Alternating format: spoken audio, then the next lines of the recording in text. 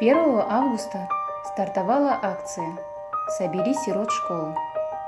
Спортсмены Ногайского района, услышав о проведении акции, совместными усилиями собрали денежные средства, которые были вручены детям из подопечных семей для сбора в школу. Благотворительный фонд «Инсан» по Ногайскому району выражает огромную благодарность нашим спортсменам и Муслимову Рамилю за содействие проведения акции. Пусть Всевышний Аллах примет ваши благие деяния.